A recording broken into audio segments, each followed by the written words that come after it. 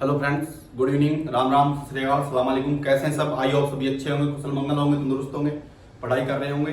कल हमने पढ़ा था विकास के प्रकार और विकास के सिद्धांत। आज हम तीसरी क्लास में पढ़ेंगे विकास की अवस्थाएं। विकास किन किन अवस्था में होता है, कितनी अवस्थाएं होती है, उनकी विशेषताएं क्या होती है, उनमें किस किस चीज का कब कब कौन सा विकास ज्यादा होता है, कौन सा कम होता है, उनके बारे में संपूर्ण। तो चलिए शुरू करते हैं। ये अपनी तीसरी क्लास रहेगी। लाइक शेयर सब्सक्राइब आप कर दोगे, सोशल मीडिया पे फॉलो कर लेना, टेलीग्राम पे ज्वाइन कर लेना ताकि आपको पीडीएफ मिल जाए। पीडीएफ से पढ़ने वालों को नोट्स बना रहे हैं वो बहुत अच्छा है। अपन पढ़ते हैं आज विकास की अवस्थाएं। विकास की कितनी अवस्थाएं होती हैं? विकास की मुख्यतः अपने सी टेट में, किसी भी टेट में 4 अवस्थाएं पढ़ी जाती है। होती तो 2 और है, प्रौढ़ावस्था, वृद्धावस्था, पर अपन पढ़ेंगे किशोरावस्था तक। पहली अपनी गर्भावस्था, फिर है शिशुअवस्था, फिर है बाल्यावस्था, फिर है किशोरावस्था। बाल्यावस्था 2, ये इसलिए है कि एक तो होती है अपनी पूर्व बाल्यावस्था,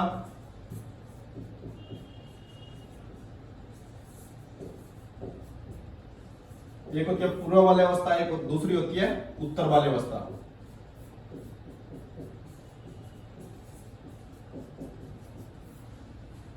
चलिए शुरू करते हैं। पहले हम पढ़ेंगे गर्भावस्था।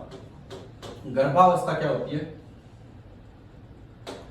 गर्भावस्था होती है कि जब बच्चा मां के पेट में जाता है, बच्चा मां के पेट में बनना शुरू होता है। गर्भ धारण के दिन से 280 दिनों तक, जब तक बच्चा जन्म नहीं लेता तब तक की जो अवधि होती है वो गर्भावस्था कहलाती है। गर्भ धारण के दिन से, ठीक है,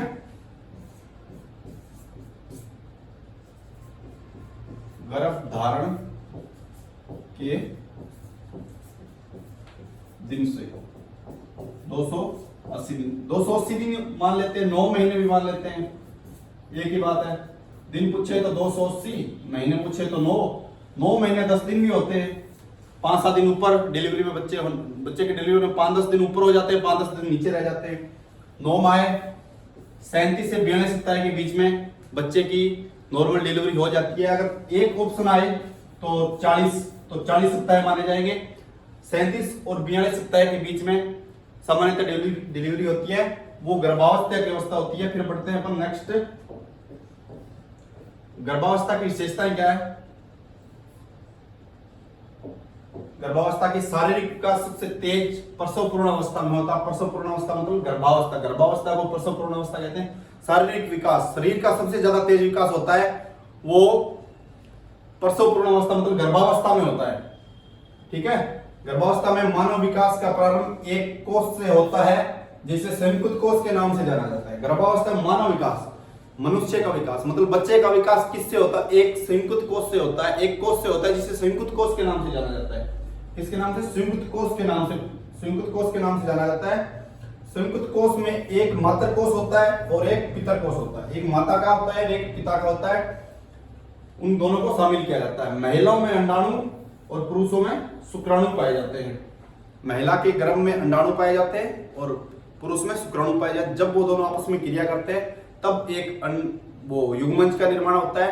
युग्मंज फिर भ्रूण में बदलता है, भ्रूण फिर एक मानव आकृति धारण कर लेता है। इस तरह से गर्भ की प्रक्रिया चलती रहती है। जब 280 दिन गर्भ धारण के पूरे हो जाते हैं फिर एक बच्चा जन्म ले लेता है। इसके साथ साथ अपन बात कर रहे हैं एक की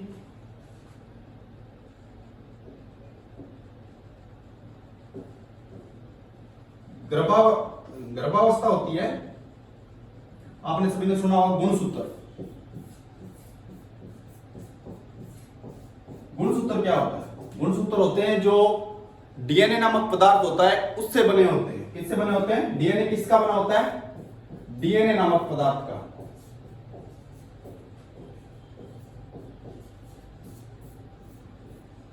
गुणसूत्र डीएनए नामक पदार्थ का बना होता है। गुणसूत्र होते कितने हैं? गुणसूत्र के जोड़े होते हैं 23 जोड़े होते हैं। जोड़े तो होते हैं 23, ठीक है। और अगर संख्या पूछी जाए तो उनकी दोगुनी हो जाएगी 46। संख्या पूछी जाए तो 46 होते हैं। गुणसूत्रों के जोड़े पूछे जाए तो 23 होते हैं। गुणसूत्रों से ही लिंग का निर्धारण किया जाता है। 23 जोड़े होते हैं, जिसमें से 22 जोड़े होते हैं ना, वो तो समलैंगिक होते हैं। समलैंगिक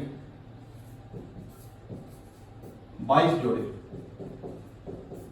22 जोड़े समलैंगिक होते हैं। जो 23वां जोड़ा होता है ना, वो लिंग का निर्धारण करता है। लिंग का निर्धारण।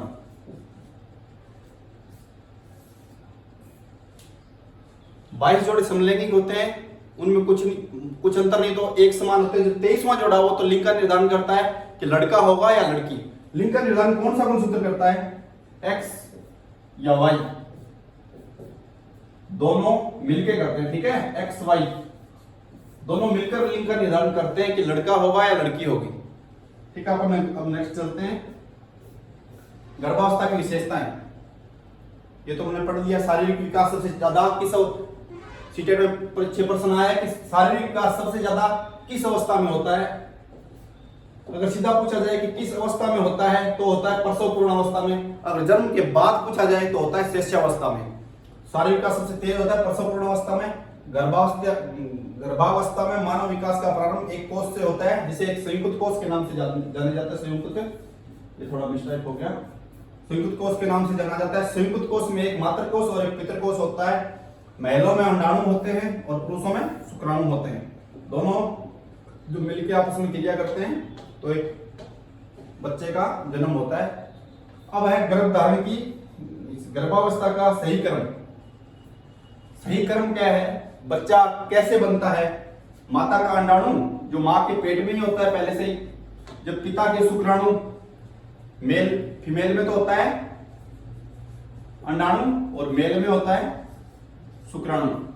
जब मेल के शुक्राणु माता के अंडाणुओं से क्रिया करते हैं तो बनता है युग्मनज। युग्मनज एक ब्लास्टोसिस्ट में चेंज हो जाता है। ब्लास्टोसिस्ट मतलब युक्ता, उसे मनोवैज्ञानिक की भाषा में युक्ता बोल सकते हैं। युक्ता मतलब अंडे की आकृति में बदल जाता है। धीरे धीरे उसका विकास होता है, फिर वो भ्रूण बनता है। भ्रूण बनने के बाद वो एक मानव आकृति धारण कर लेता है। जैसे मानव आकृति का पूरा विकास हो जाता है, फिर वो जन्म ले लेता है। गर्भावस्था को 3 भागों में बांटा गया। एक तो है बीजावस्था, दूसरी है भ्रूणावस्था, फिर है गर्भ शिशु की अवस्था। पूछा जाए गर्भावस्था को कितने भागों में बांटा गया है? 3 भागों में, बीजावस्था, भ्रूणावस्था, गर्भ शिशु की अवस्था। अब उन तीनों के बारे में पढ़ते हैं। बीजावस्था, बीजावस्था क्या होती है? बीजावस्था को अपन डिंबावस्था भी कहते हैं। इसकी समयावधि मतलब इसका कितना समय होता है? बीजावस्था कितने दिन तक रहती है?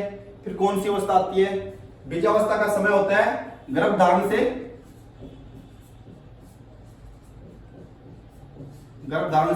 14 दिन। जब एक फीमेल गर्भ धारण करती है उस दिन से 14 दिन तक बीजावस्था होती है। आकृति होती है अंडे के समान, अंडे के समान आकृति होती है। जब माता का अंडाणु और पिता का शुक्राणु, मेल का अंडाणु और फीमेल का अंडाणु और मेल का शुक्राणु जब आपस में क्रिया करते हैं तो एक अंडे के समान 14 दिन तक अंडे के समान एक आकृति बनी रहती है। उसे मनोवैज्ञानिक भाषा में युक्ता कहा जाता है। प्रक्रिया हर समय 10 से 14 दिन के बीच जैसे गर्भधारण होता है उसके बाद में जो युक्ता बनता है उसमें हरदम विभाजन की प्रक्रिया चलती रहती है। मतलब वो छोटे बढ़ता रहता है और लास्ट में 10 से 14 दिनों के बीच में वो माँ का जो गर्भाशय होता है उसके चारों तरफ चिप जाता है। जैसे ये माँ का गर्भाशय है, ये युक्ता है, इसमें विभाजन होता जाएगा, टूटता जाएगा और ये माँ के गर्भाशय में चिपक जाएगा। ठीक है, 10 से 14 दिन के बीच। फिर ये भ्रूण बनना शुरू हो जाता है 14 दिन से 60 दिन तक। 14 दिन से 60 दिन तक इसके बारे में हम आगे पढ़ेंगे। हर समय 10 से 14 दिन के बीच में गर्भाशय की दीवारों में चिपक जाता है। प्रक्रिया हर समय चलती रहती है, 10 से 14 दिनों के बीच में गर्भाशय की दीवारों में चिपक जाता है। अब चलिए नेक्स्ट, फिर आती है अपनी दूसरी गर्भावस्था की दूसरी है भ्रूणावस्था। भ्रूणावस्था मतलब भ्रूण कब बनता है? कहते हैं ना कि आजकल बड़े बड़े शहरों में कहीं पे पाया जाता है कि भ्रूण मिला गंदगी में, डस्टबिन में, कहीं पे भी बड़े अलग अलग प्रकार के लोग होते हैं बिना दया के। तो भ्रूणावस्था होते हैं 14 दिन से 60 दिन तक।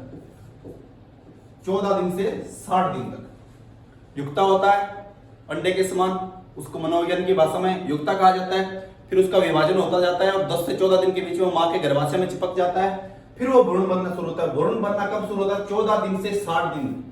14 दिन से शुरुआत होती है और 60 दिन तक भ्रूण बन जाता है पूरा। पूछा जाए कि एक युक्ता या एक अंडा या तो वो मानव कृति कब धारण करता है, कौन सी अवस्था में धारण करता है? तो वो करता है भ्रूणावस्था में। भ्रूण बनता है वो जैसे 60वें दिन के करीब पहुंचता है तो एक मानव आकृति, मतलब मानव के शिशु होता है, मानव का शिशु होता है, उसके समान आकृति धारण कर लेता है।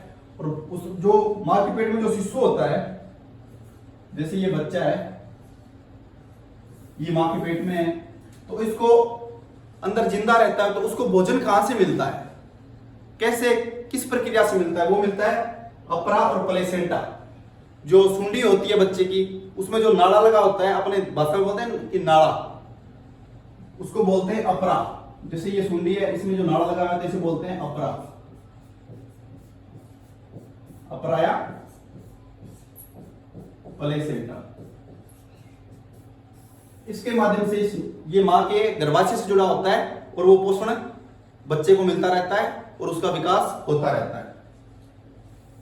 भ्रूणावस्था में बच्चा पोषण अपरा और प्लेसेंटा से मां के गर्भाशय से जुड़ा होता है, उससे प्राप्त करता रहता है, उसका विकास की प्रक्रिया। इसमें इस अवस्था में बालक की आंख, त्वचा, मांसपेशियां, मस्तिष्क और हृदय आदि सभी का निर्माण होना शुरू हो जाता है। जब भ्रूण बनता है बच्चा 14 दिन के बाद में, बालक की आंखें बननी शुरू हो जाती है, उसकी त्वचा का निर्माण होना शुरू हो जाता है, मांसपेशियां बननी शुरू हो जाती है और मस्तिष्क का निर्माण, हृदय आदि का निर्माण होना शुरू हो जाता है। फिर आता है अपने गर्भ शिशु की अवस्था। गर्भ शिशु की अवस्था मतलब बच्चा शिशु कब बनने लग जाता है? 0 से 14 दिन तक तो रहता है वो बीजावस्था में, गर्भ धारण के दिन से 14 दिन तक रहता है बीजावस्था में। फिर 14 दिन से 60 दिन तक रहता है भ्रूणावस्था में। फिर वो शिशु की अवस्था मतलब एक शिशु का आकार कब धारण कर लेता है? वो कर लेता है 60 दिन से 280 दिन के बीच। 60 दिन से शिशु का आकार बनना शुरू हो जाता है। 280 दिन जैसे कंप्लीट होते हैं, जन्म के मतलब 9वें महीने में उसका जन्म हो जाता है। 2-4 दिन ऊपर हो सकते हैं, 2-4 दिन नीचे हो सकते हैं। 280 दिन माने गए हैं, 9 महीने माने गए हैं और 40 सप्ताह पूछे तो 40 और महीने पूछे तो 9 और दिन पूछे तो 280। प्रक्रिया, शिशु के शरीर में सभी अंगों का निर्माण और पोषण होना शुरू हो जाता है। निर्माण होने लग जाए, आंखें, त्वचा बनने लग जाएंगी, कुछ नाजुक हड्डियां बनने लग जाएंगी, हृदय, फेफड़े, श्वास नली, रक्त संचार की वाहिकाएं, सारा कुछ बनना शुरू हो जाता है। इसमें एक और आता है, उसके बारे में अपन पढ़ते हैं। वो गर्भावस्था, शिशु की अवस्था। एक ये फिर जैसे ही पूरा होता है तो 3 भागों में बढ़ जाता है शिशु अवस्था में, एक्टोड्रम, मेसोड्रम और एंडोड्रम। ठीक है, तो उनमें अलग अलग, तीनों में अलग अलग प्रकार से, किसी में बाहरी है, जो एक्टोड्रम होता है उसमें बाह्य त्वचा मतलब बाहर की त्वचा, आंखें, कान, नाक, इनका निर्माण होना शुरू हो जाता है। मेसोड्रम अंदरूनी जो अपने फेफड़े, श्वास नली, अंदरूनी त्वचा, रक्त संचार, उनका निर्माण होना शुरू हो जाता है। और जो लास्ट की होती है एंडोड्रम, उसमें अंतः जो अंदर की होती है रक्त संचार की वाहिकाएं, कोशिकाएं, उनका निर्माण होना शुरू हो जाता है। फिर अपना अगला आता है गर्भ शिशु के द्वारा, गर्भ में शिशु के द्वारा की जाने वाली क्रियाकलाप, मतलब वो क्या क्या हलचलें करता है, क्या क्या क्रियाएं करता है, क्या क्या उसकी एक्टिविटी आती है मां के पेट में। तो वो पढ़ते हैं 3 सप्ताह में शिशु की आंखें, त्वचा, मांसपेशियों का निर्माण शुरू हो जाता है। 3 सप्ताह में जब मां के पेट में बच्चा होता है, वो जब 3 सप्ताह का होता है तो उसकी आंखें बनना शुरू हो जाती है, उसकी त्वचा बनना शुरू हो जाती है और उसकी मांसपेशियों का निर्माण होना शुरू हो जाता है। फिर 4 सप्ताह में शिशु का हृदय धड़कना शुरू हो जाता है, उसकी हार्ट बीट 4 सप्ताह का होता है मां के पेट में, तब उसकी हार्ट बीट शुरू हो जाती है। 7 सप्ताह में शिशु गर्भाशय में गति व हलचल करना शुरू कर देता है। कहते हैं ना कि किक मार रहा है, ये कर रहा है, वो कर रहा है, मतलब मां का पेट थोड़ा थोड़ा फड़कने लग जाता है और ऐसा है कि फिर वो अपनी एक्टिविटी मां के पेट में घूमने लग जाता है। तो वो है 7 सप्ताह में करने लग जाता है। 3 माह में आंखों का निर्माण हो जाता है। 3 माह में आंखों का निर्माण हो जाता है। 7 माह में शिशु अपने सपने देखना 7 माह में शिशु सपने देखना शुरू कर देता है। माँ के पेट में ही सपने देखना बच्चा शुरू कर देता है।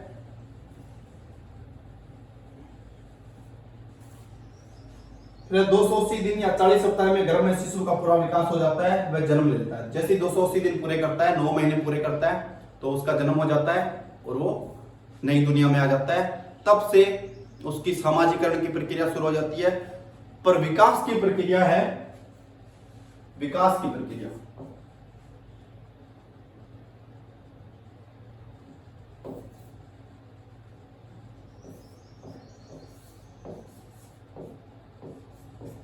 विकास की प्रक्रिया है, वो तो जन्म गर्भाशय से शुरू हो जाती है। ठीक है, विकास की प्रक्रिया गर्भाशय।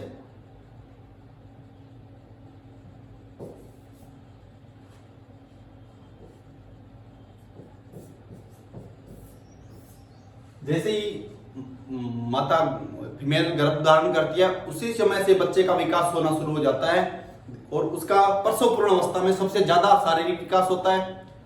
और जन्म के बाद पूछे तो शैशवावस्था होती है। सीधा पूछे कि किस अवस्था में बच्चे का सबसे ज्यादा विकास होता है, तो वो होता है प्रसव पूर्ण अवस्था में, गर्भावस्था में। विकास की प्रक्रिया तो जन्म से ही शुरू हो जाती है। मतलब सामाजिकरण की प्रक्रिया ना, सामाजिकरण, सामाजिकरण की प्रक्रिया वो होती है जन्म के बाद।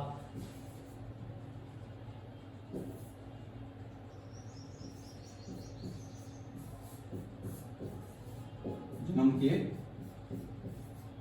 जैसे वो नए वातावरण में आता है, अन्य लोगों से मिलता है, उस वातावरण में रहता है, तब जैसे जन्म लिया है बच्चे ने, तो सामाजिकरण की उसकी प्रक्रिया शुरू हो जाएगी। अपन पढ़ रहे थे गर्भावस्था। गर्भावस्था के बारे में एक छोटा सा और है, उसके बारे में आपको बता दें। आई ब्रेन पत्ती, आई ब्रेन पत्ती आपने नाम सुना होगा। ठीक है, क्या आई ब्रेन पत्ती?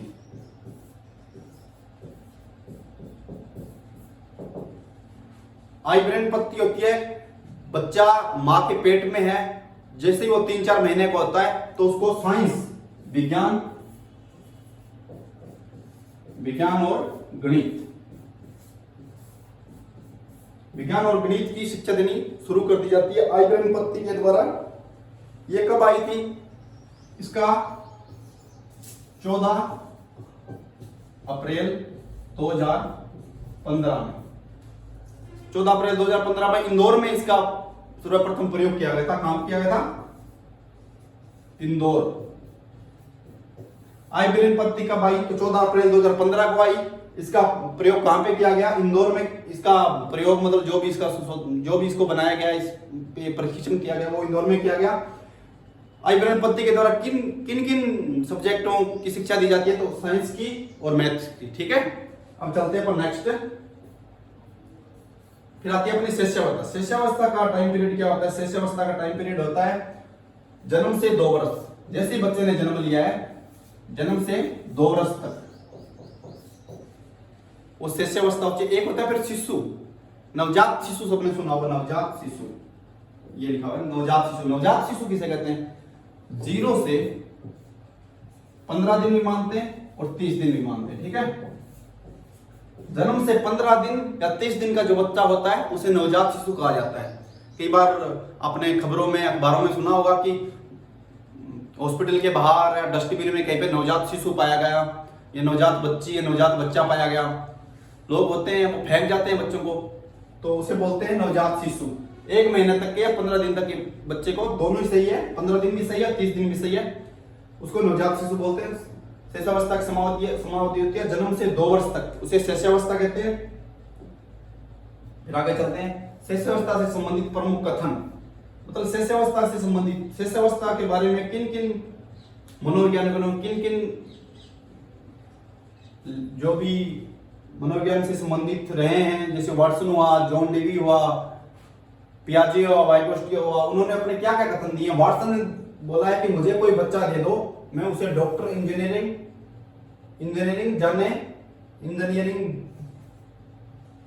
और कुछ भी बना सकता हूं। ठीक है, ये थोड़ा सा मिसप्रिंट हो गया। इंजीनियरिंग कुछ भी बना सकता हूँ। वाटसन ने कहा कि मुझे कोई बच्चा दे दो, एक बच्चा जिसकी उम्र 2 साल से कम है, जिसको अपन जिस वातावरण में रखेंगे, जिसको जो भी संस्कार देंगे, जिस चीज के बारे में ज्यादा बताएंगे, जो जो उसका माहौल होगा उसके अकॉर्डिंग वो ढलता जाएगा। तो वाटसन ने बोला कि मुझे कोई बच्चा दे दो, मैं उसे डॉक्टर और इंजीनियर कुछ भी बना सकता हूँ। वाटसन की दूसरी परिभाषा है शिशुअवस्था में सीखने की सीमा और तीव्रता विकास की अन्य किसी भी अवस्था की तुलना में बहुत अधिक होती है। शिशुअवस्था में बच्चा सीखता है, अनुकरण के माध्यम से सीखता है, फॉलो करता है, कॉपी करता है। कोई कर रहा है कोई काम तो उसको कॉपी करेगा। जैसे मतलब कोई बच्चे की मम्मी है, वो तैयार हो रही है, पाउडर लगा रही है, तो बच्चा देख रहा है उसे, उस वक्त तो कुछ नहीं करेगा। जैसे ही वो उस जगह से साइड में जाएगी, या पापा दाढ़ी कर रहे हैं तो वो लगा रहे हैं कुछ क्रीम व्रीम जो भी कर रहे हैं, तो जैसे ही उस काम को छोड़ के वो दूसरी जगह जाएंगे तो वो पीछे से वो भी करके देखेगा कि मैं भी पाउडर लगाऊं। आपने देखा होगा कि बच्चे पाउडर होता है उससे मुंह भर लेते हैं, नेल पॉलिश लगा लेते हैं। तो ऐसे अवस्था में सीखने की सीमा और तीव्रता विकास की अन्य किसी भी तुलना में, अगर पीछे बताया था आपको गर्भावस्था में कि सर्वाधिक तेज विकास किस अवस्था में होता है, सीधा पूछा जाए तो होता है गर्भावस्था में, और जन्म के बाद पूछा जाए तो होता है शिशुअवस्था में। फिर अपन चलते हैं नेक्स्ट, वैलेंटाइन को तो सब जानते होंगे, 14 फरवरी सबको याद है, सब मनाते हैं, बहुत बड़ा त्योहार है युवाओं का। वैलेंटाइन ने कहा कि शिशुअवस्था सीखने का आदर्श काल है, शिशुअवस्था सीखने का आदर्श काल है, मतलब सबसे अच्छा काल है। उसमें बच्चे को हम जो बनाना चाहें, जिस फील्ड में भेजना चाहें, जिसके लिए प्रिपेयर करना चाहें उसके लिए प्रिपेयर कर सकते हैं, उसे जो समझाना चाहे वो समझ सकता है। यही अवस्था है, ये कच्चे घड़े की तरह होती है, जिसको हम जो आकार देना चाहें उस आकार में अपन डाल सकते हैं। फिर दूसरी वैलेंटाइन की परिभाषा है शिशुअवस्था सर्वाधिक संवेदनशील काल कहा जाता है। सर्वाधिक संवेदनशील काल मतलब बच्चे को हम जो बताएंगे, जो करेंगे वो सब मान लेता है। बोला जाता है ना कि बाहर मत जाना, भूत आ जाएगा, हवा आ जाएगा, होता कुछ नहीं है, पर वो मान लेता है कि हाँ एक्चुअल में ये भी चीज होती है, पर एक्चुअल में होता वो कुछ नहीं है। जैसा उसे बताया जाएगा वो वैसा ही मानेगा। इसके हाथ मत लगाना, ये मार देगा, ये वो है, ये कुत्ता है काट देगा, जैसे जैसे बताएंगे वो वैसा वैसा करता रहेगा। ठीक है। वैलेंटाइन के बारे में एक छोटी सी स्टोरी बताऊं आपको। वैलेंटाइन थे तो वो जर्मनी के एक संत माने जाते हैं, साइकोलॉजिस्ट भी माने जाते हैं। तो वो प्रेम प्रसंग का प्रचार करने में बहुत ज्यादा रुचि रखते थे, प्रचार करते थे। तो वहां के जो राजा थे ना, वो उनके खिलाफ थे वैलेंटाइन के, कि उनका वहां के जो राजा थे उनका मानना था कि प्रेम प्रसंग है, शादी विवाह, ये सब इंसान को कमजोर बनाता है और वो उसकी वर्दी और विकास में अवरोध डालता है। तो वो वैलेंटाइन के खिलाफ थे। वैलेंटाइन ने बहुत प्रचार प्रसार किया कि प्यार करो, अच्छे से रहो, प्यार प्रसंग से रहो, आपस में घुल मिल के रहो। तो वो राजा था जर्मनी का, उन्होंने विरोध किया कि नहीं, वर्दी और विकास को रोकता है। वैलेंटाइन की वजह से उस राजा के जो सैनिक थे, उन्होंने कई सैनिकों ने शादी भी करवाई, प्रेम प्रसंग भी किया। तो राजा उनसे तंग आकर वैलेंटाइन को सजा करवा दी। वैलेंटाइन चले गए जेल में। वैलेंटाइन को फिर सजा सुनाई गई कि वैलेंटाइन को फांसी होगी। फांसी कब हुई? फांसी हुई 14 फरवरी को। कब हुई? 14 फरवरी को, जिस दिन आप अपना त्योहार मनाते हो, सभी आपस में प्रेम बांटते हैं और गिफ्ट देते हैं, गिफ्ट लेते हैं, वो वैलेंटाइन। 14 फरवरी के दिन वैलेंटाइन को फांसी दी गई। जब वैलेंटाइन ने, जो जेलर की बेटी थी ना, वैलेंटाइन का जो जेलर था उसके आगे सिक्योरिटी करता था, जेलर की बेटी को वैलेंटाइन, वो थी अंधी, उसके आंखें नहीं थी, वो देख नहीं पाती थी। तो वैलेंटाइन ने अपनी आंखें उसको दान में दे दी कि मुझे तो फांसी होने वाली है, हो सके तो मेरी आंखें किसी के काम आ जाए। क्योंकि वो प्यार प्रसंग में विश्वास रखते थे, तो उन्हें उससे थोड़ी मोहब्बत हो गई थी, तो उनको वो आंखें दान में दे दी। फिर उन्होंने एक पत्थर लिखा था, उस पत्थर के लास्ट में लिखा था कि आपका अपना प्यारा वैलेंटाइन। तब से जर्मनी, जो जर्मन के देश हैं, आउट ऑफ अपने देश में त्योहार नहीं बनाया जाता पहले। जर्मनी में फिर जो युवा थे उन्होंने उस बात को सुना, फिर वो 14 फरवरी को वैलेंटाइन की याद में एक वैलेंटाइन दिवस, वैलेंटाइन डे मनाने लगे।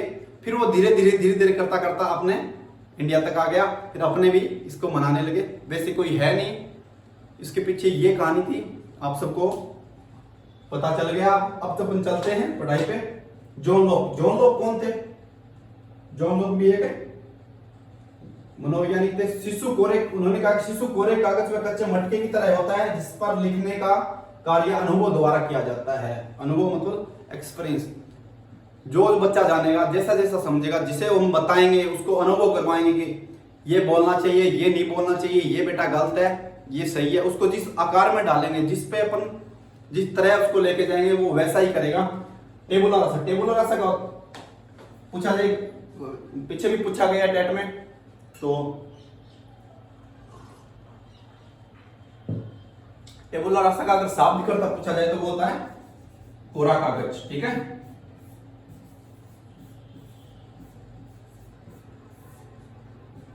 पूछा जाए कि जॉन टेबुलर रसा के साथ किसको जोड़ा जाता है, तो जॉन लॉक को जोड़ा जाता है। और टेबुलर रसा का शाब्दिक अर्थ है कोरा कागज।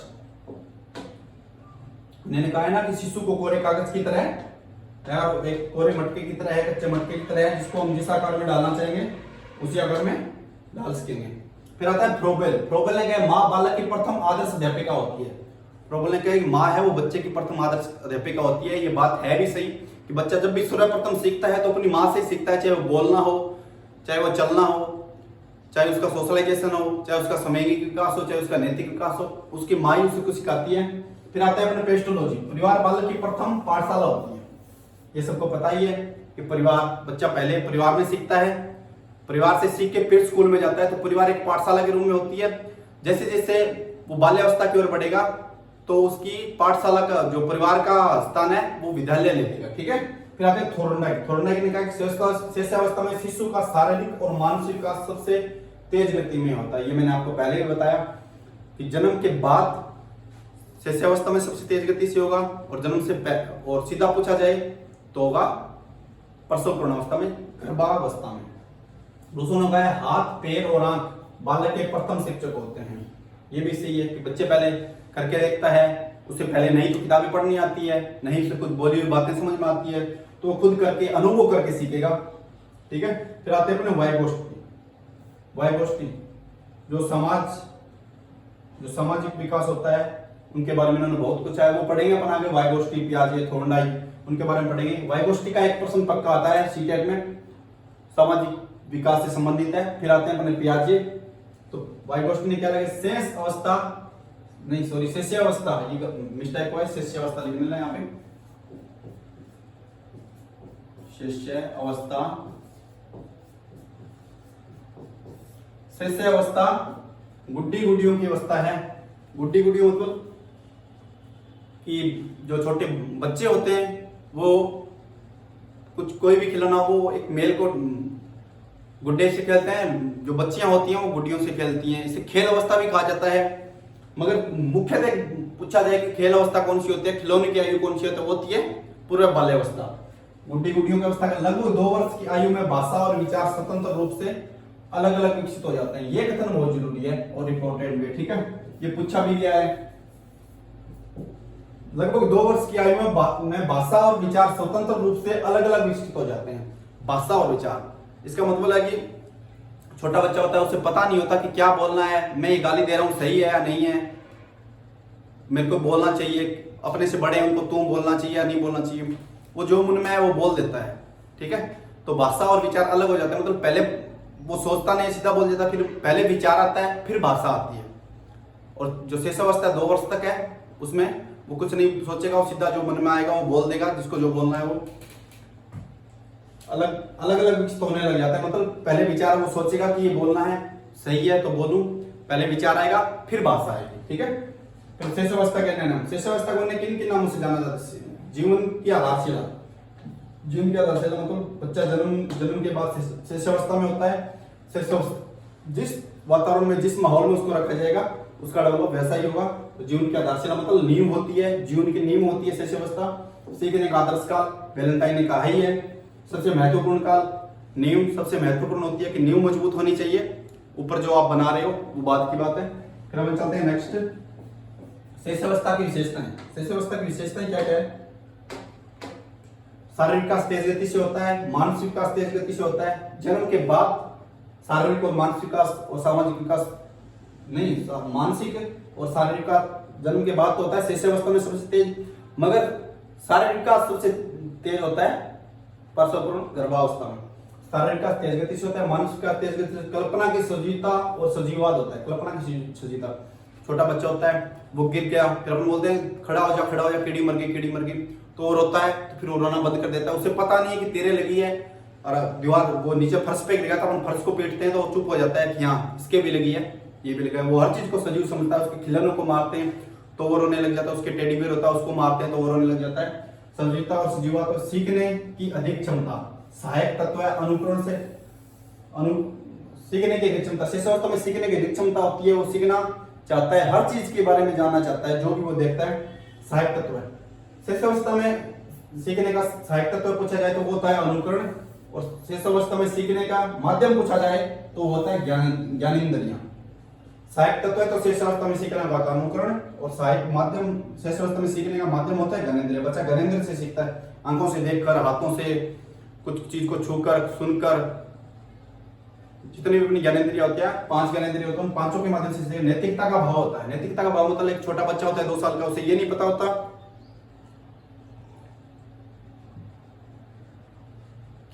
पता होता कि ये अपने से बड़ा है, इसको रिस्पेक्ट देके बोलना है, ये गाली देनी या नहीं देनी, अपने से बड़े को क्या बोलना है, अपने छोटों को कैसे बोलना है, बड़ों को तमीज, लहजा बोलने का मतलब उसे पता नहीं होता, गाली देनी चाहिए नहीं देनी चाहिए, अपने से बड़ों को तू नहीं बोलना चाहिए, मतलब उसे नैतिक विचार नहीं होते, वो सोच समझ नहीं सकता। ठीक है, सामाजिक असामाजिक का भेद, सामाजिक और असामाजिक का भेद वो जानने लग जाता है कि सामाजिक मतलब ये समाज के लिए सही है, गाली देंगे। जैसे जैसे बढ़ता जाता है आगे 2 साल की तरफ तो थोड़ा थोड़ा जानने लग जाता है। अकेले व समूह में रहने व खेलने की प्रवृत्ति, 2 साल तक का बच्चा होता है वो अकेला रहना, अकेला खेलना पसंद करता है, वो ग्रुप में नहीं रहता। जैसे जैसे वो बाल्यावस्था की तरफ बढ़ता है, मतलब शिशुअवस्था के अंतिम पड़ाव में होता है, तब वो दूसरे बच्चों के साथ खेलना शुरू करता है। जैसे वो 12 महीने का 1.5 साल का होता है तब तक वो अकेला ही खेलना पसंद करता है, और वो अपनी माता पिता के साथ रहना पसंद करता है। अगर वो उसकी मम्मी से दूसरी औरत उसे ले रही है, दूसरा व्यक्ति कोई भी उसे ले रहा है तो वो रोने लग जाएगा, अपनी माँ की गोद में जाते ही चुप हो जाएगा, तो वो अकेला रहना पसंद करता है। दोहराने की प्रवृत्ति पाई जाती है। दोहराने की प्रवृत्ति मतलब एक बार उसे कोई चीज बता दी, आप कपड़े लेके आए तो पूछता है ये किसके हैं, आप बता दोगे मेरे, ये आपके हैं, फिर थोड़ी देर बाद दोबारा पूछ रहे ये किसके हैं, ये आपके हैं, ये आपके हैं, आप क्यों लाए हो, क्यों, किस लिए, मतलब प्रश्न करने लग जाए, दोहराने लग जाएगा बात को। शिशुअवस्था में शिशु सर्वाधिक अनुकरण विधि के द्वारा सीखता है, अनुकरण की विधि के द्वारा सीखता है, मतलब पहले बताया था ना आपको कि मेकअप कर रही है उसकी मम्मी, वो देख रहा है तो उसकी मम्मी जैसे ही वहां से अलग होगी तो वो उस चीज के लेके, उसको चाहे करना ना आता वो मुंह पे लगा के जरूर देखेगा, ये पाउडर है इसको कैसे लगाएं, नेल पॉलिश का पता नहीं होता पर वो खिंडा लेगा, कपड़ों में खिंडा लेगा, मुंह पे लगा लेगा, पर वो अनुकरण जरूर करेगा, वो कॉपी जरूर करेगा कि ये क्यों कर रही है, मैं भी ऐसा करूंगा। सिगमंड फ्राइड के अनुसार शिशुअवस्था में प्रेम की भावना काम प्रवृत्ति पर आधारित होती है। सिगमंड फ्राइड ने साइकोलॉजी में सेक्सुअल रिलेशन को सबसे ज्यादा अहम बताया है कि बच्चा होता है वो काम प्रवृत्ति के कारण, काम प्रवृत्ति उसमें ज्यादा होती है, वो दूध भी पीता है माँ का, तो काम प्रवृत्ति से मतलब आप समझ गए होंगे सेक्सुअल रिलेशन, तो बच्चे में वो भी काम प्रवृत्तियां अधिक पाई जाती है, ये ऐसा फ्राइड ने कहा है। इस वजह से फ्राइड को एक बार बाहर निकाल दिया गया था मनोवैज्ञानिक से, फिर फ्राइड की बहन ने इनको वापस अंदर करवाया कि ये गलत नहीं है, ये सच है, फिर फ्राइड को वापस मनोवैज्ञानिक जो भी उनका वो प्रशिक्षण वगैरह जो होता है, टेस्ट किए जाते हैं, उनसे बाहर निकाल दिया था। फिर इसी बात की वजह से कि एक छोटा बच्चा इतना गंदा तो नहीं हो सकता, मगर उसकी बहन थी फ्राइड की, उन्होंने इनको वापस फिर अंदर करवाया। ठीक है, अब अपन चलते हैं शिशुअवस्था में अध्यापक द्वारा काम में ले जाने वाली विधियां। शिशुअवस्था में अध्यापक कौन कौन सी विधियों के द्वारा बच्चों को पढ़ाता है। आजकल 1.5 साल का 2 साल का बच्चा, 2 साल के बच्चे लगभग जाने लग जाते हैं स्कूल। ठीक है, और शिशुअवस्था का आपको जो टाइम पीरियड बताया था ना, 1 मिनट वो दोबारा बताता हूं आपको। जन्म से 2 वर्ष, इसमें एक सिल्ली नाम के मनोवैज्ञानिक थे। ठीक है, सिल्ली नाम के, इन्होंने जन्म से 5 वर्ष माना है। ठीक है,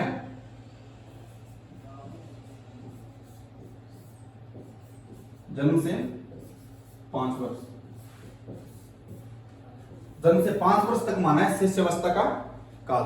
मगर एनसीईआरटी की बुक के आधार पर पढ़ रहे हैं तो एनसीईआरटी में जन्म से 2 वर्ष तक की दिया गया है, और एनसीईआरटी पूछी जाती है। पीछे सीटेट में प्रश्न आया था, उसमें भी जन्म से 2 साल माना गया है, और टेक्स्ट बुक है जो ऐप है वो भी 0 से 2 साल तक का ही बताती है। अपन कहां पे थे, अब चलते हैं आगे।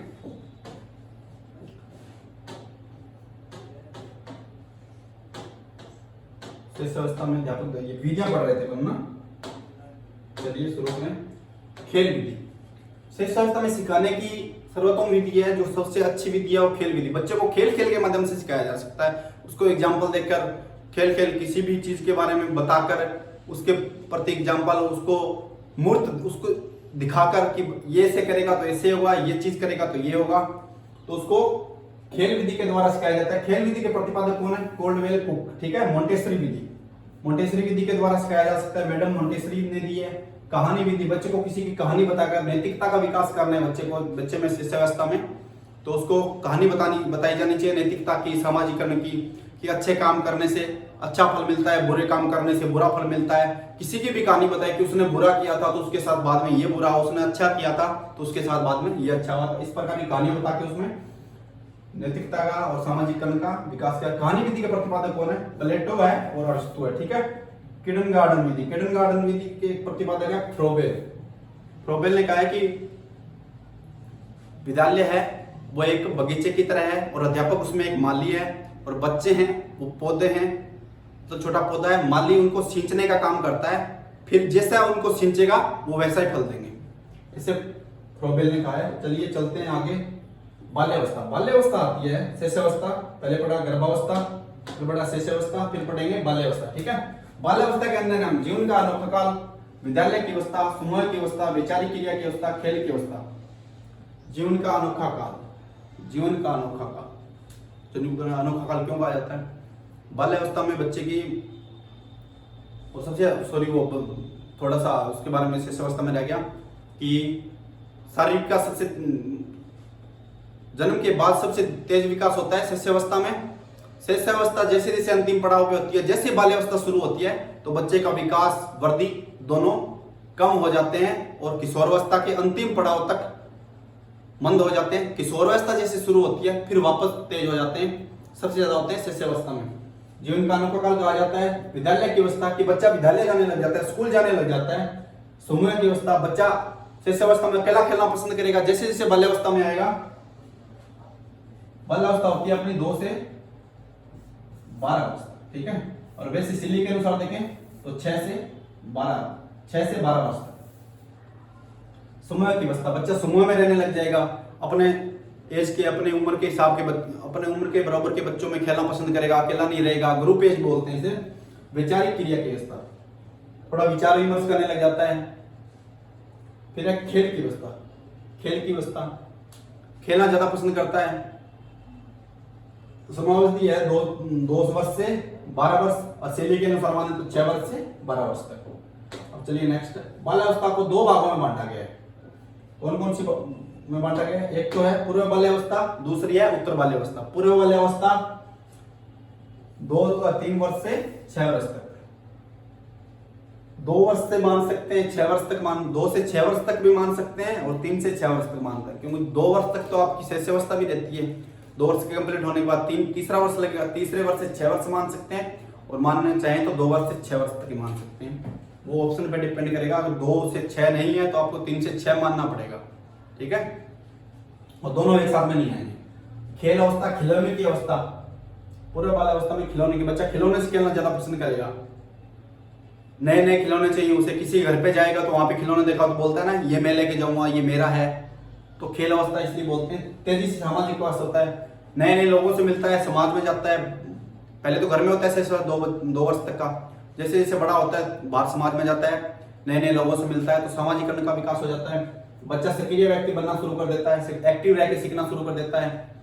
भाषा का विकास तेजी से होता है, नए नए लोगों से मिलेगा, नए नए शब्द सुनेगा तो जानेगा, तो भाषा का विकास भी शुरू होगा। फिर आती है अपनी उत्तर बाल्यावस्था। उत्तर बाल्यावस्था 6 से 12 वर्ष तक होती है, समूह अवस्था कहा जाता है, विद्यालय अवस्था भी कहा जाता है।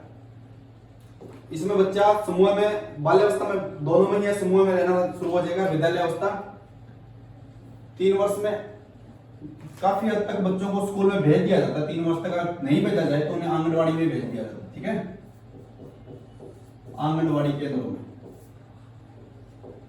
आंगनवाड़ी केंद्रों में भेज दिया जाता है। तो एक ही बात है, स्कूल की व्यवस्था दोनों ही है। अगर अलग अलग ऑप्शन है, पूर्व बाल्यावस्था भी ऑप्शन में हो, उत्तर बाल्यावस्था भी ऑप्शन में, पूछा जाए कि कौन सी अवस्था स्कूल की अवस्था है, तो उत्तर बाल्यावस्था करना है। अगर दोनों बाल्यावस्था है तो बाल्यावस्था भी करना है। ठीक है,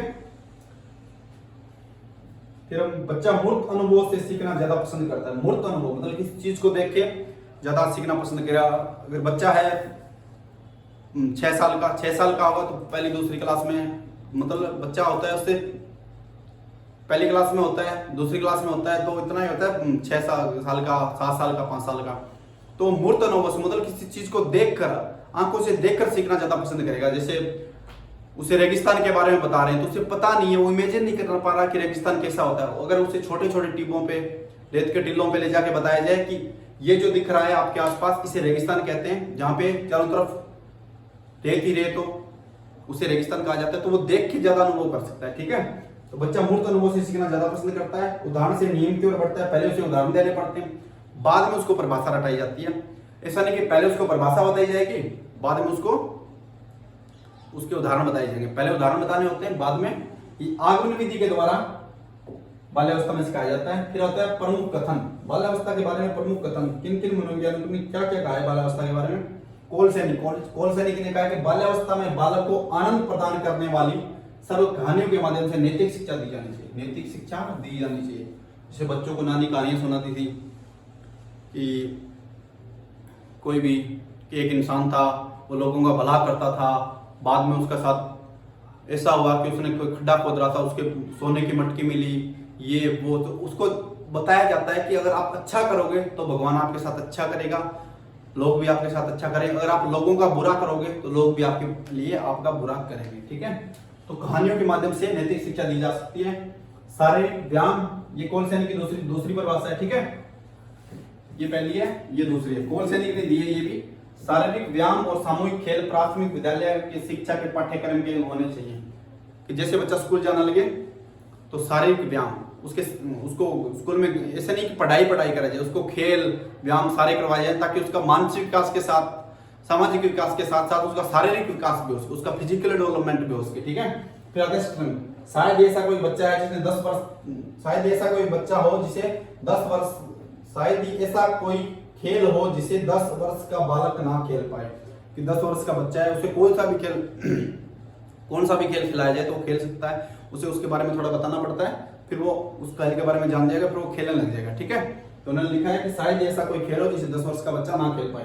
फिर आते हैं अपने हरलोग निकले। बाल्यावस्था में विद्यालय परिवार का स्थान ले लेता है और अध्यापक माँ का स्थान ले लेता है। ये मैंने आपको पीछे बताया था।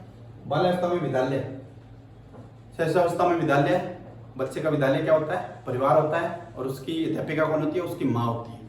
और बाल्यावस्था में जो विद्यालय होता है, जो परिवार होता है, वो विद्यालय बन जाता है, और उसके जो पेरेंट्स है वो अध्यापक बोलते हैं कि अध्यापक माँ बाप के समान होते हैं, उनका आदर करना चाहिए। वही बात इसमें। फिर अपन आगे चलते हैं, बाल्यावस्था की विशेषताएं। बाल्यावस्था की क्या क्या विशेषताएं। शारीरिक और मानसिक विकास स्थिरता। बाल्यावस्था में शिशुअवस्था में तेज होता है, बाल्यावस्था में स्थिरता आ जाती है, फिर किशोरावस्था में वापस तेज गति से विकास होता है। शारीरिक और मानसिक स्थिरता, 2 साल का बच्चा होता है, वो अपनी हाइट, जितनी हाइट उसकी बढ़नी होती है, पूरी तो नहीं बढ़ती, मतलब लगभग उसकी हाइट बढ़ गई होती है, हाइट का 1 गुना हो जाता है। जब वो 6 फुट का होगा तो 2 साल तक का होगा 3 फुट का हो जाएगा आराम से।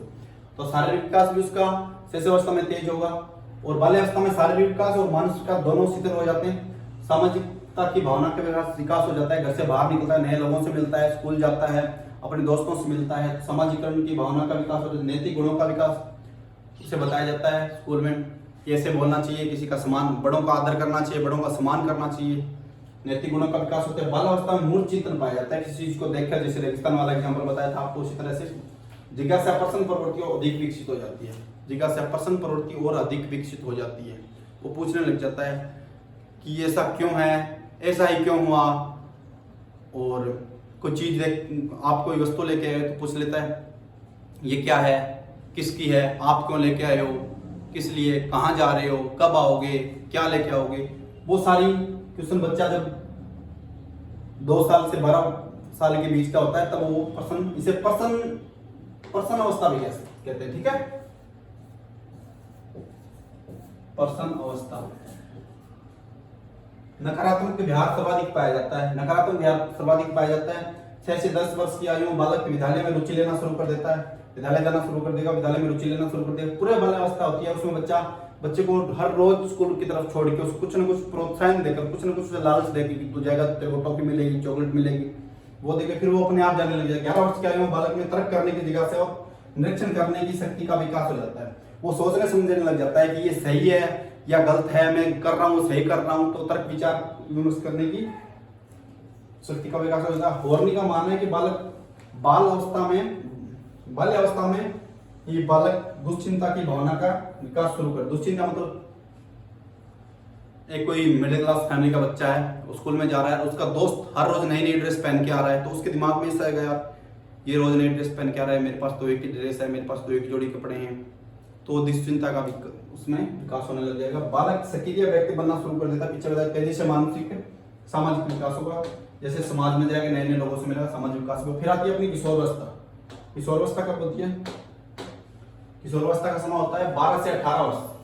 12 वर्ष से 18 वर्ष WHO के अनुसार माना, WHO जो अपना विश्व स्वास्थ्य संगठन है उसके अनुसार माना गया 10 से 19 वर्ष, और सीधा NCERT ने माना है 12 से 18 वर्ष। किशोरावस्था शब्द अंग्रेजी भाषा, किशोर पूछा जाए कि किशोरावस्था शब्द किस भाषा का है, तो किशोरावस्था शब्द किस भाषा से बना है, तो पूछा है कि अंग्रेजी भाषा के एडोलेसेंस शब्द से बना है। और पूछा जाए कि एडोलेसेंस शब्द किस भाषा से बना है, तो बना है लैटिन भाषा से। पूछा है एडोलेसेंस शब्द लैटिन भाषा के किस शब्द से बना है, तो बना है सियर, वो एडोलसियर शब्द से। ठीक है, एडोल इसके आगे लिखते हैं एडोल सियर। किशोरावस्था शब्द अंग्रेजी भाषा के एडोलोसेंस से बना है, और अंग्रेजी भाषा का एडोलोसेंस शब्द है वो लैटिन भाषा के एडोलसियर शब्द से बना है, जिसका अर्थ होता है परिपक्वता की ओर आगे बढ़ना, मतलब मेच्योर होना, समझदार बनना। बच्चा समझदार होने लग जाता है, वो समझने लग जाता है कि हमें कब क्या करना है, क्या नहीं करना, किसको क्या बोलना है, कहाँ पे जाना है, किन लोगों के साथ रहना है। थोड़ी मतलब उसमें मेच्योरिटी आने लग जाती है, प्रजनन क्षमता विकसित होने लग जाती है, उसके जननांग बढ़ने लग जाते हैं, उसका शरीर का डेवलप भी लगभग हो गया होता है। मूंछे दाढ़ी थोड़ी थोड़ी हल्की हल्की मूंछे दाढ़ी आने लग जाती है, उसकी आवाज का भारीपन होने लग जाता है। फिर है परिपक्वता। परिपक्वता क्या होती है? परिपक्वता की ओर आगे बढ़ता है। परिपक्वता की परिवर्तनों की वह श्रृंखला जो प्रत्येक व्यक्ति में आनुवंशिकता से निर्धारित होती है। आनुवंशिकता से निर्धारित होती है मतलब आनुवंशिकता होती है माँ बाप के, जो आपको माता पिता से जो विरासत में आपको जो गुण मिले हैं, उनसे जो सिमिलरिटीज है वो आप में है, तो वो उनके आधार पे होती है। अगर आपके बच्चे के माता पिता अधिक समझदार है तो बच्चा भी जल्दी समझदार हो जाएगा। अगर बच्चे के माँ बाप भोले भाले टाइप के हैं तो बच्चा भी भोला भाला रहेगा, वो लेट जाके समझदार होगा। वही इसमें बोला गया परिपक्वता वह श्रृंखला है जो प्रत्येक व्यक्ति में आनुवंशिकता से निर्धारित होती है। परिपक्वता ये भी होती है कि अपनी समझ के अनुसार किसी भी कार्य को करना, कोई निर्णय लेना, वो भी परिपक्वता होती है। फिर अपन चलते हैं किशोरावस्था के अन्य नाम। किशोरावस्था को अन्य किस नाम से जाना जाता है? जीवन का बसंत काल कहा जाता है। जीवन का बसंत काल मतलब बच्चे में ऐसे ऐसे परिवर्तन हो जाते हैं कि पूरा उसका शरीर का डेवलप हो जाता है, उसकी हाइट बढ़ जाती है, उसके शरीर आकार साइज शेप, और फीमेल होती है उनका भी साइज शेप चेंज हो जाता है, मेल की और फीमेल की आवाज में परिवर्तन हो जाता है। तूफान में तनाव की अवस्था। तूफान में तनाव की अवस्था इसलिए कहा जाता है कि जब एक उम्र ऐसी होती है किशोरावस्था वाली जिसमें कोई गलती हो गई, कोई किसी भी चीज का डर है, कुछ भी दिमाग में चल रहा है, किसी ने धोखा दे दिया, ब्रेकअप हो गया, तो उसमें दिमाग में ये चलता है कि मैं मर जाऊंगा, मैं सुसाइड कर लूंगा। और जितने ज्यादा सुसाइड होते हैं, जितनी ज्यादा आत्महत्याएं होती है, बच्चे आत्महत्याएं करते हैं, वो किशोर अवस्था में ही होती है, क्योंकि इसे तूफान और तनाव की अवस्था कहा जाता है। इसमें समझदारी नहीं होती, बच्चा मेच्योर नहीं होता, वो समझ नहीं पाता कि मैं जो कर रहा हूँ वो सही कर रहा हूँ क्या या नहीं कर रहा हूँ। इमोशन मतलब इसमें भावात्मक स्थिति बहुत ज्यादा होती है, वो भाव में बह जाता है। अगर किसी ने बोल दिया, उसमें होता है ना कि दोस्ती, बस दोस्ती, तेरे लिए तो भाई जान दे देंगे, तू साथ रहे, ये कर देंगे, वो कर देंगे, वो सारा किशोर अवस्था में ही होता है। ठीक है, वीर पूजा की अवस्था, बच्चे वैसे की अवस्था में आना मतलब बच्चा जवान होने लग जाता है, एक अच्छा मेच्योर इंसान बनने लग जाता है। फिर रहता है तो वीर पूजा की अवस्था, बच्चा अपना रोल मॉडल सिलेक्ट कर लेता है कि मुझे सन्नी देओल की तरह बनना है, मुझे मिथुन की तरह बनना है, मुझे सलमान खान की तरह बनना है, मुझे सिद्धू मूसेवाले की तरह बनना है। तो वो अपना अपना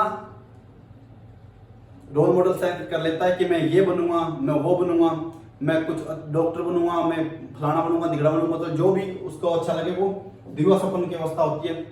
वो सोचता रहता है, करने की कोशिश कम करता है और सोचता ज्यादा रहता है कि मेरे को ये गाड़ी चाहिए, मेरे को ये फोन चाहिए, वो चाहिए, पर करना कुछ नहीं है। पढ़ने की मैं पढ़ के मैं वो कर दूंगा, ये कर दूंगा, पढ़ना नहीं है, सोचना ही सोचना, मतलब उसके बारे में किसी भी काम के बारे में ज्यादा सोचना, करना कम।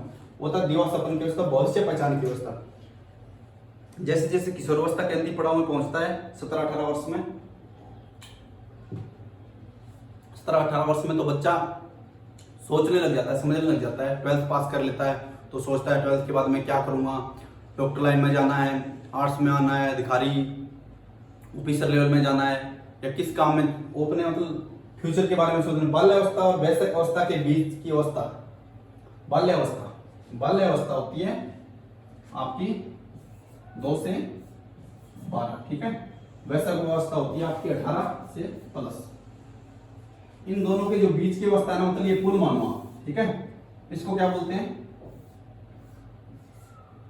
ये हो गया आपकी बाल्यावस्था। 18 प्लस हो जाएगी, वो हो गई वयस्क अवस्था।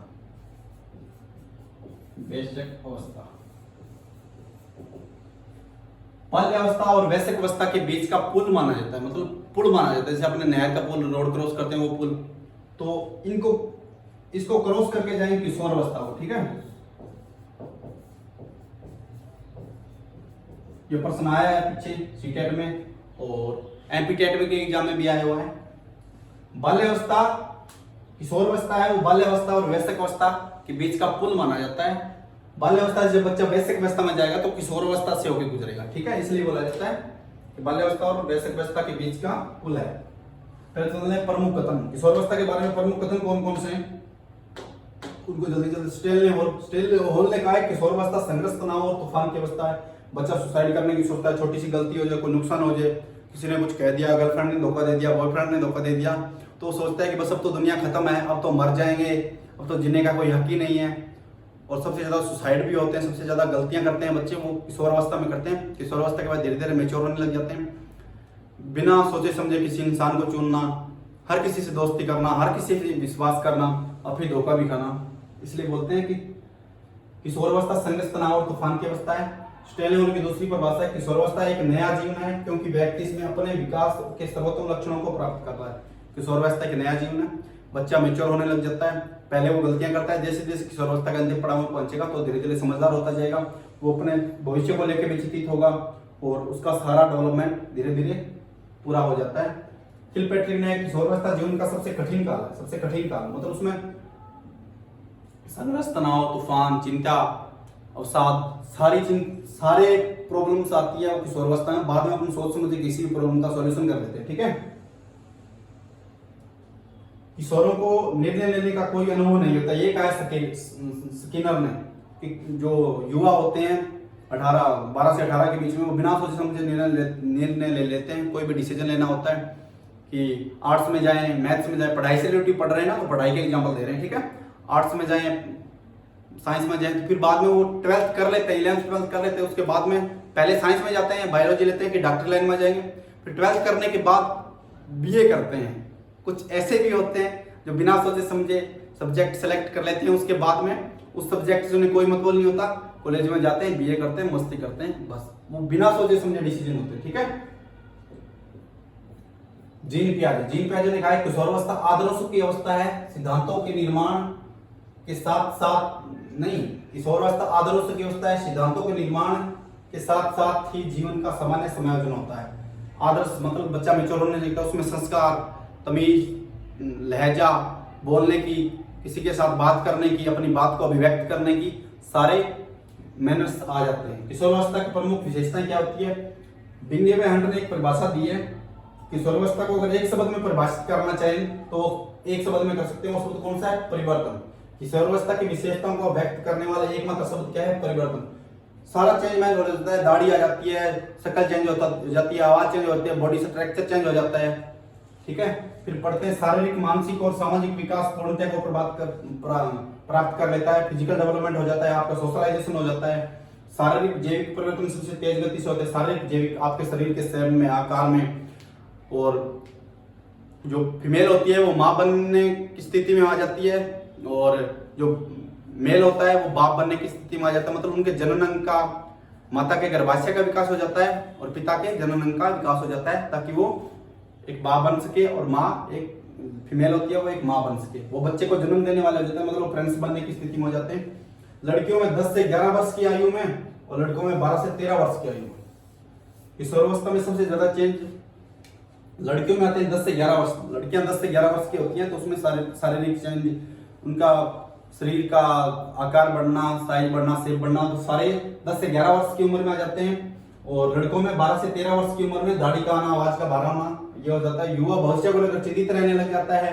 भविष्य को लेकर चिंतित रहेगा कि क्या करेंगे, जॉब लगेंगे, नहीं लगेंगे, क्या काम करना है। अहम केंद्रित अधिक होती है, अहम केंद्रिता अधिक होती है। ये ऐसा है कि एक युवा है, उसके शर्ट पे स्याही के धब्बे लगे हुए हैं, वो रास्ते रास्ते जा रहा है, तो उसको जो भी देख रहे हैं, वो चाहे अपनी बात पे हंस रहे हो, किसी दूसरे की तरफ देख रहे हो, पर उनको सिर्फ ऐसा लगता है कि वो मेरे स्याही का धब्बा नोट कर रहे हैं। उनको लग रहा है कि वो सिर्फ मेरे ही तरफ देख रहे हैं। जैसे कोई लड़की होती है, उसके मुंह पे फड़ूसी हो गई, कोई कील हो गई, जो भी, तो वो सोचती है कि मैं तो आज कॉलेज नहीं जाऊंगी, आज स्कूल नहीं जाऊंगी, मेरे मुंह पे तो फलूसी हो रखी है, कील हो रखी है, सारे मेरे ही नोट करेंगे, सारे सोचेंगे कि मेरी चमड़ी, मेरी स्किन कितनी खराब हो रखी है। पर ऐसा होता कुछ नहीं है एक्चुअल में, पर वो सोचते हैं। ये अवस्था ऐसी है कि ऐसा लगता है कि अपन रास्ते जा रहे हैं, कोई दो लोग अपनी बात पे हंस रहे हैं और अपने को नहीं देख रहे, किसी दूसरे को देख रहे हैं, किसी और बात पे हंस रहे हैं, तो अपन को ऐसा लगता है कि यार मेरे को ही नोट करें, सारे मेरी तरफ ही ध्यान दें, पर एक्चुअल में ऐसा कुछ नहीं होता। ठीक है, आस्तिक और नास्तिक दृष्टिकोण, या तो आप भगवान को मानने लग जाओगे या आप भगवान उसको मानोगे नहीं, या तो आप पूजा करने लग जाओगे या फिर भगवान से कोई मतलब नहीं होगा। फिर होता है यौन अंगों का पूर्ण विकास हो जाता है और प्रजनन क्षमता विकसित होती है, वो आपको मैंने बता दिया शारीरिक डेवलपमेंट में, जैविक परिवर्तन वाला। फिर है विपरीत लिंग के प्रति आकर्षण, गर्लफ्रेंड और बॉयफ्रेंड बनाने, प्रेम प्रसंग में पड़ना, वो सारा इसी अवस्था में होता है। जब बच्चे किशोर अवस्था में होते हैं, 12 वर्ष से 18 वर्ष, मतलब 10वीं 11वीं 12वीं क्लास में होते हैं, तब वो एक अपना लाइफ पार्टनर सेलेक्ट करते हैं कि हाँ अब तो इसी के साथ रहना है, इसी के साथ जीवन है, इसी के साथ जिंदगी जीनी है। वो इस अवस्था में होता है। मानसिक उतार चढ़ाव, संवेगात्मक स्थिति सबसे ज्यादा इसी अवस्था में होती है, किसी के प्रति कि तेरे लिए जान दे देंगे यार, तेरे से मोहब्बत करते हैं, बस तुम ही हो जो हो, तुम्हारे बिना हमारा कुछ नहीं है। अगर छोड़ जाए तो फिर नशा करना, दारू पीना, स्मोक करना, वो सारा एक्टिव होता है। वो सिर्फ किशोर अवस्था में होता है। ठीक है, जैसे जैसे मैच्योरिटी बढ़ती है वैसे वैसे लगता है कि हाँ यार कुछ नहीं था, वो बचपना था, हो गया, छोड़ो, चले गए, वो अपने नहीं थे, जो हैं उनको संभाल के रखते हैं। फिर लगता है इस अवस्था में बच्चे माँ बाप की भी नहीं सुनते, उनको बस दोस्त होते हैं, गर्लफ्रेंड बॉयफ्रेंड, बस वो सबसे प्यारे लगते हैं और वो ही है, बस उनके लिए करेंगे जो कुछ करेंगे, फ्रेंड्स कुछ मैटर नहीं करते। क्लास लंबी हो जाएगी, जल्दी जल्दी करते हैं। किशोरावस्था की सबसे बड़ी समस्या समायोजन किया और उसे दूर करने के लिए किशोरों को व्यक्तिगत निर्देश दिए जाने चाहिए। व्यक्तिगत उनसे, अगर उनको सभी को एक 5-7 बच्चे हैं, उनको अगर एक साथ समझाएंगे कि आप तुमने ये क्या किया, ये क्यों किया, ये नहीं करना चाहिए था, तो उसके प्रति उनकी मतलब एक घृणा हो जाएगी कि मेरे को सबके सामने डांट रहा है, मेरे को अकेले में नहीं कह सकता था। क्या उनको अकेले में लेके समझाया जाए। अगर कोई बच्चा घर बाहर से आया, घर पे उसने ड्रिंक कर रखी है, चलो गलत काम हो जाता है, कर लेते हैं बच्चे, वो ड्रिंक करके घर पे आ गया, तो उसके बाप ने उसको सभी के सामने ललकार दिया, उसको थप्पड़ मार दिया, तो उसके दिमाग में बैठ जाएगा कि मेरे को सबके सामने मारा तो मारा कैसे। अगर उसको अलग से लेके बोला जाए कि बेटा ऐसा नहीं करना चाहिए था, तेरे को ऐसा नहीं है, गलत बात होती है, स्मोक नहीं करनी चाहिए, ड्रिंक नहीं करनी चाहिए, तो प्यार से समझाएं तो वो समझ सकता है। सभी के सामने अगर बेइज्जत करेंगे तो उस बात को वो ज्यादा करेगा। ठीक है,